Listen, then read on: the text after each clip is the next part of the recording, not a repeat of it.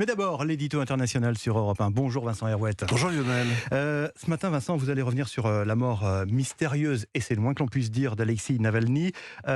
Les autorités russes n'ont toujours pas fourni d'explication d'ailleurs. Oui, alors depuis 3 jours, elles étouffent le scandale, comme la neige étouffe le bruit de la rue. C'est toujours la même recette, se taire, montrer sa force, laisser dire, mais pas trop.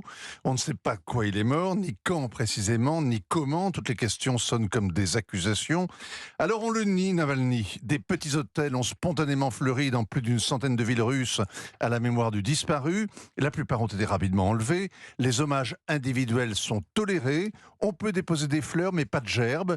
Les badauds qui manifestent de l'émotion sont embarqués par la police. 150 ont été condamnés.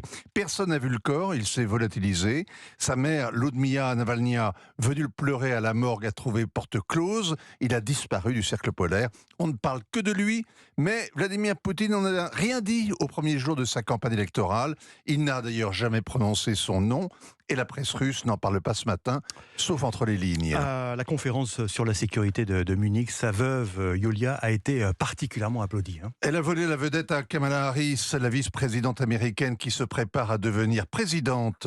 Et aussi à Volodymyr Zelensky, qui n'aimait pas son mari, un nationaliste russe, et que son mari n'aimait sûrement pas, car il combattait la corruption, et pas seulement au Kremlin.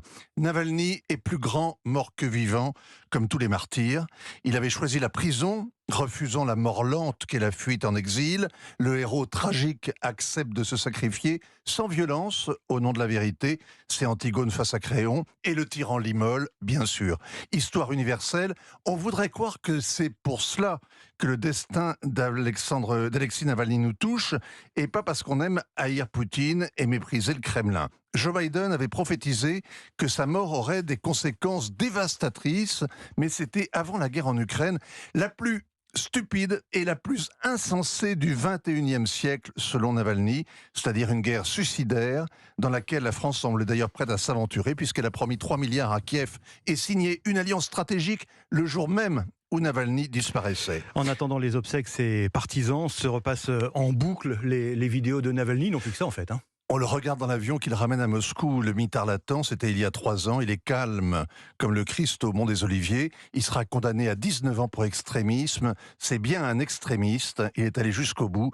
C'est Mandela sans les crimes de l'ANC et la corruption de l'entourage. On l'écoute plaisanter la semaine dernière sur le salaire médiocre des fonctionnaires de justice avec le juge qui vient de le condamner. Il rit de bon cœur. On reste saisi par le courage gai, la liberté du prisonnier.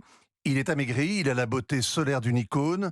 Alexeï Navalny n'est pas mort dans un camp au milieu de nulle part. Il s'est évadé. Son destin déborde les frontières. Il relève la Russie. Le monde entier admire ces jours-ci un Russe. C'était pas arrivé depuis quand? Bonne question, effectivement. Signature Europe 1, Vincent Herouette. Hommage même de Vincent Herouette. Merci Vincent. À demain.